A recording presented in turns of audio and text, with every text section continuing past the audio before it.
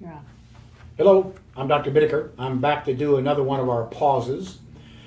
This particular pause is going to be the vascular pause. That's the malfunction or dysfunction of the vascular part of your body, the arteries and veins. The main component of this that we're concerned about is the buildup of plaque inside of the arteries called atherosclerosis. You see this with a lot of people. In fact, probably 50 to 60% of the people who die at any time are going to die of something related to heart disease that is related to occlusion of the coronary arteries due to plaque buildup inside of the arteries. So it's a big deal.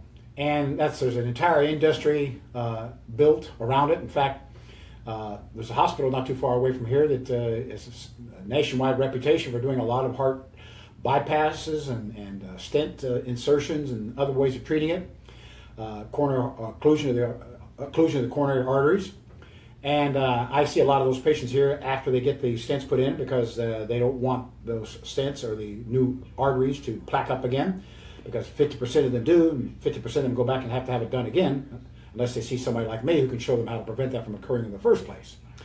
But the point of this is that a lot of people don't understand how and why this is occurring, and let me explain it to you. We have 30 to 40% of the income that a lot of hospitals makes just come from operations on the heart. Billions and billions of dollars are spent on drugs that lower the cholesterol, and yet you notice in a lot of these commercials it'll say something like the effect very quietly, they kind of whisper at the end, has not been shown to prevent heart disease. Well, that's because lowering your cholesterol has a very minimal effect on your likelihood of having heart disease and or plaquing. I know there are studies that say that there are that. There's also other studies that show the opposite. In fact, there's a big study just came out in Europe that showed that the higher your LDL number, that's low density lipoprotein, that's a type of cholesterol, the higher the number was, the less likely you were to have heart disease. I know that runs the opposite of what you've been told. So there's a lot of conflict of interest out there, conflict of research and conflict of interest out there about this. But I'm going to tell you the real science behind this and tell you what you can do about it to prevent this and even treat it or reverse it yourself. Let's look at how this actually occurs in the first place. You know, you have these arteries in your heart, coronary arteries. The arteries need oxygen and nutrients just like any other cells in the body. The heart needs that. Well, if plaque builds up in there, it decreases the circulation. If a clot forms, you get a heart attack, and if it goes to other parts of the body, it can be a stroke or something like that. Why does this occur? Well, we have a concept that the higher the cholesterol, the more likely you are to have plaque in the arteries, and there is some correlation with very high numbers, but it's not that good. But I always like to ask this to medical doctors when they question my questioning of the cholesterol theory, because see, I can actually point to literature that shows you that at one time, anybody who advocated that cholesterol getting elevated was what led to heart disease, they could lose their license at that time. Well, now it's considered to be accepted. But I'm just telling you that the truth is somewhat different than both those versions. Is that the cholesterol causes heart disease is actually a misnomer. That's kind of like saying that flies cause garbage, and I can prove this. If you ever done dissection of a heart, as I have, and you look at the coronary arteries, you can see that they are occluded, they are plaqued up. And you look at the big aorta, that's the aortic, that's the big artery that comes up out of the heart, curves back, goes back down, and splits and goes all over the body. That provides the oxygen to all the cells because it takes oxygen-saturated blood and brings it out to all the cells. And then right next to it is the vena cava. That's the big vein that comes back into the heart to restart the process. It's like any type of a pump. You have to have water going out of the pump and water going into the pump in order for the pump to pump. So there's just as much blood going into the heart as going out of the heart. So my question to you is this: why is it that you see plaquing in the coronary arteries and plaquing in the aortic artery, but you don't see it in the vena cava right next to it? Because you got just as much blood going through it, and you got just as much cholesterol going through it. So why don't you see plaquing in the big vein next to the big artery? Good question, isn't it? Well, that's because the difference between the pressures. You have the systolic pressure, which is when the heart contracts, the pressure goes up. That's your top number, like 130, 140.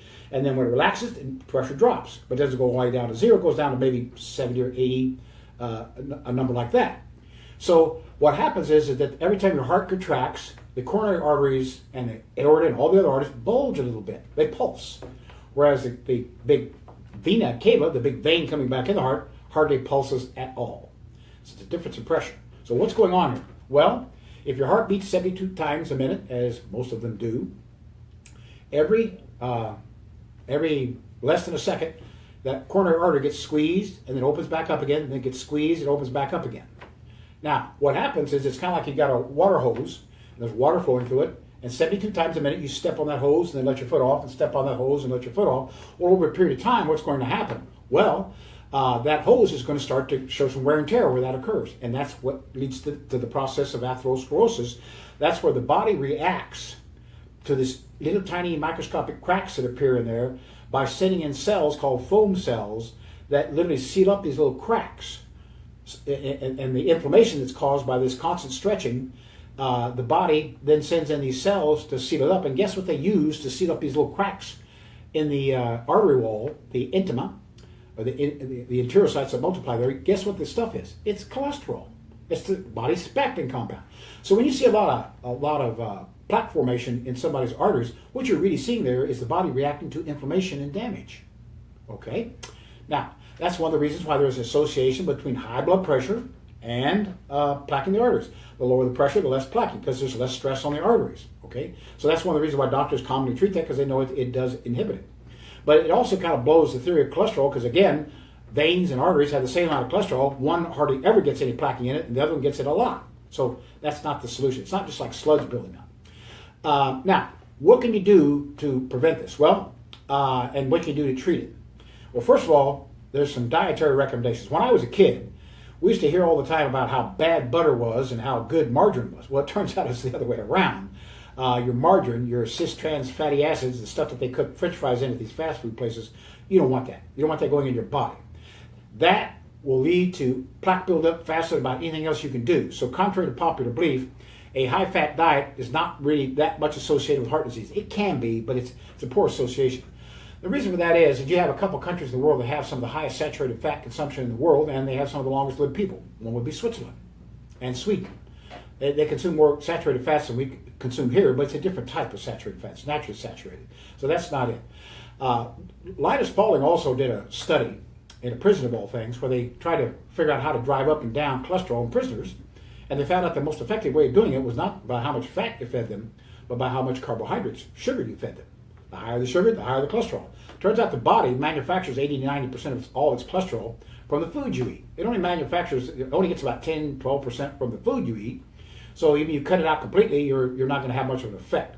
Something's wrong with the body if it's manufacturing too much cholesterol. But actually, we get into the French paradox where in France they run a cholesterol rate about 50 points higher than we do and have much lower incidence of heart disease. So it doesn't associate that well. The truth of the matter is that the most recent research shows that there's a major association between inflammation and plaque buildup. That's the biggie. Even a Blue Ribbon Committee of medical doctors here recently gave a report where they said, we're not saying that cholesterol is not important at all. We're saying it's something you definitely want to address, but it's not the biggie. Inflammation is the biggie. You want to get rid of inflammation, and that's the main thing you want to do to improve your health and decrease your likelihood of developing plaque in the arteries.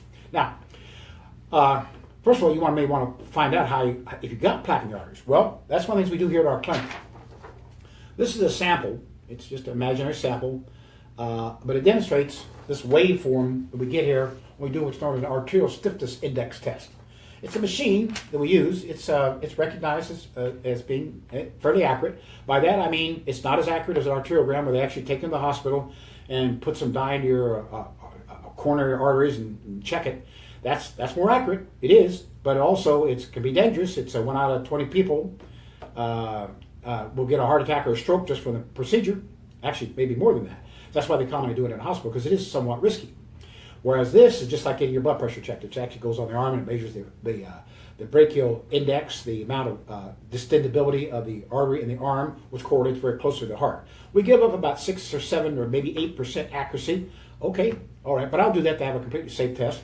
We also use a perfusion test that we do here. It's a fingertip test, measures oxygen, also the amount of perfusion of the oxygen across the capillary bed into the cells. That gives us an indirect indication of microscopic plaquing, whereas this one gives us an indication for macroscopic, the big artery plaquing the body. Typically, I like to see an arterial stiffness index on a patient under 60. They say under 80. Okay, but it measures the blood pressure, systolic and diastolic, the pulse rate, and also the pulse pressure. Turns out that the difference between the systolic and diastolic pressure, when that number goes over about 60, that also can indicate plaque in the arteries because there's a lack of the elasticity of the arteries. See, a good healthy artery should be rubber-like in effect. Okay, now, what are some of the tests that we do to help pinpoint? Well, I told you the arterial stiffness test. We also do the cardiac protein. This is a test that is probably more accurate for determining your likelihood of having a heart disease than is any other test. In fact, I'm looking at some studies here.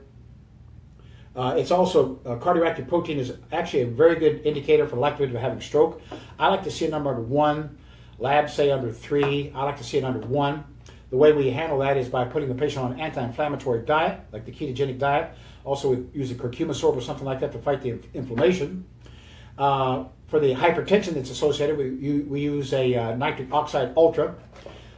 This is a packet. You put it in a glass of water.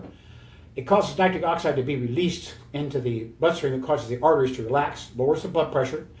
It has a tendency to act as an antioxidant, so it stops plaquing, can even help reverse it. In fact, there's a website you can go to called naturalnews.com, naturalnews.com. You go there, and in the little search engine, you can Google up nitric oxide, and it'll take you to a series of articles plus some videos, one of them done by Dr. Ignaro, who won the Nobel Prize for research on nitric oxide. This turns into nitric oxide in the body, and its effect on the cardiovascular system, which is remarkable how many lives this stuff could save.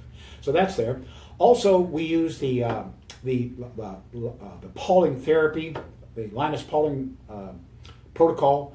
Remember, Linus Pauling won the Nobel Prize 2 times, and in his research, you go to Pauling therapy, Pauling therapy, therapy.com, and you'll see his research there and studies, and Dr. Rath's research on the use of vitamin C and lysine. We use the liposomal C and the lysine to actually reverse plaquing the arteries. And what we do with our patients is we do a series of labs on the patient. We do the follow-up tests, and we redo these numbers to see if we get the reduction in blood pressure, improvement in heart functionality, improvement in perfusion index, improvement in the arterial stiffness index.